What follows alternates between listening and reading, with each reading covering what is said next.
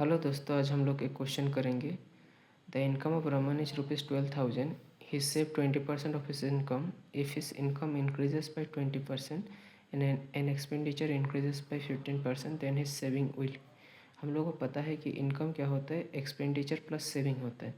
तो मान लेते हैं कि उसका इनकम ₹100 था, उसमें से क्या करता है 27% वो क्या करता है, इनकम सेव करता है।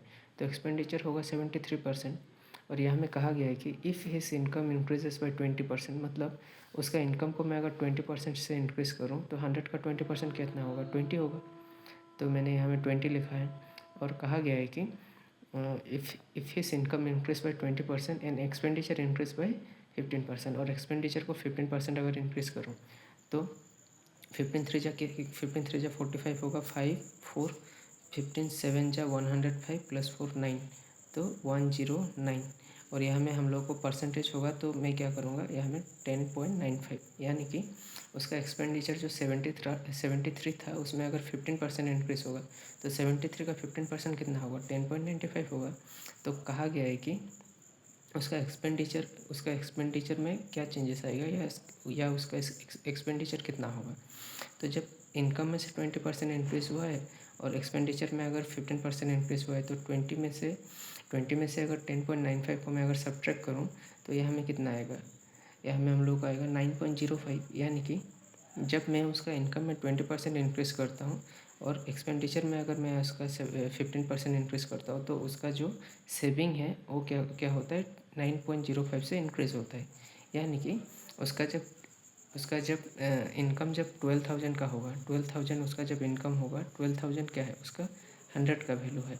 हम लोग को यहाँ में क्वेश्चन में पूछा गया है कि if his income increase by 20% and expenditure increase by 15%, then his saving. तो उसका सेविंग जो है वो कितना रुपीज़ में इंक्रीज़ होगा, कितना रुपीज़ में उसका सेविंग इंक्रीज़ होगा। हम लोग को यूनिट में दिया गया है कि जब उसका इनकम जब 20% इंक्रीज़ होता है तो 100 का 20% 20 होगा, और 73 का 15% 10.95 होगा।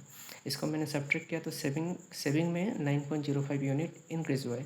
तो हम लोगों को पता है कि 12,000 उसका इनकम था जो कि 100 का वैल्यू है, और जब मैं उसका इनकम में इंक्रीज़ करूँगा 20% और एक्सपेंडिचर में 15% इंक्रीज़ करूँगा तो उसका सेविंग में भी कितना होता है, 9.05 का इंक्रीज़ होता है। तो मैं हमें क्या लिखूँगा, इंटू 9.05, इसका मेरे को वैल्यू निकालना है।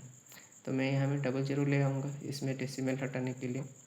उसके बाद यहाँ में 2 ज़ीरो है तो 2 ज़ीरो से 2 ज़ीरो कैंसिल हो जाएगा, यहाँ में 1 ज़ीरो है तो यहाँ में 1 ज़ीरो कैंसिल हो जाएगा।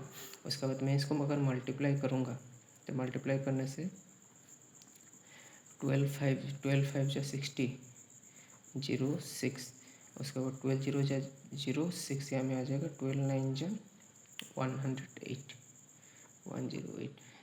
उसके बाद यहाँ में एक जीरो रह गया, यहाँ में 10 रह गया तो डेसिमल आएगा यहाँ में। उसके बाद 1086, मतलब जब हम उसका इनकम में 20% इंक्रीज़ करेंगे और जब उसका एक्सपेंडिचर में 15% इंक्रीज़ होगा तो उसका सेविंग में जो है वो 1086 क्या होगा, इंक्रीज़ होगा। पहले में जो उसका सेविंग था उसमें से 1086 का क्या होगा, उसका इंक्रीज़ होगा।